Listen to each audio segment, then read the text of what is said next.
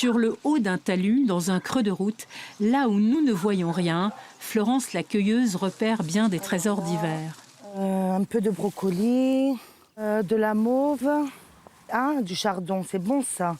Vitamines, oligo-éléments, de trop rares études montrent que les vertus d'une plante sauvage sont jusqu'à 100 fois celles de leurs homologues cultivés, même en bio. Comme pour la belote, il faut être 4, mais la partie est un soupçon plus physique.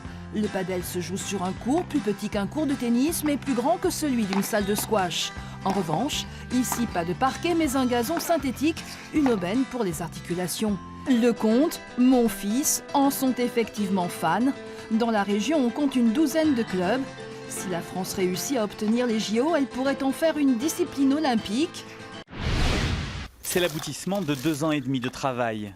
Depuis quelques semaines, Karim Faroujia commercialise le biberon qu'il a lui-même mis au point avec l'aide de dizaines de parents sur Internet. Principale particularité, il permet d'embarquer séparément le lait en poudre et l'eau, sans récipient supplémentaire.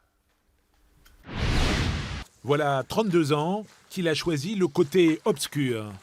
Dans l'ancien tunnel ferroviaire, avec une hygrométrie parfaite et une température permanente de 14 degrés, été comme hiver, Christian Bosselli cultive le champignon de Paris, le blond, dans un substrat naturel de fumier de cheval et de sable. Le mycélium est déposé. 3 semaines plus tard, le petit Parisien sort de terre. Le Mobile Film Festival, ça fait 12 ans que ça existe. Cette année, l'équipe a reçu 750 courts-métrages venus de 60 pays et au final, 50 ont été sélectionnés.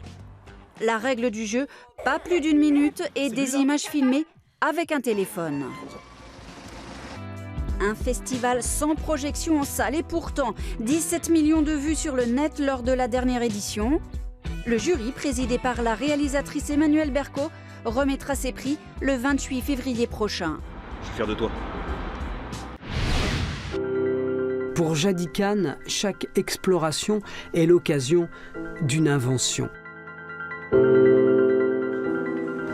Des friches abandonnées par l'homme à l'obscurité.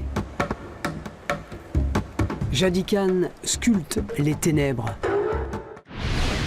Ils se sont vus en haut de l'affiche. Le nom de l'orchestre en lettres rouges au fronton du cabaret parisien. Le passage obligé vers la célébrité. 1h30 de spectacle devant près de 2000 spectateurs, tous bretons de cœur.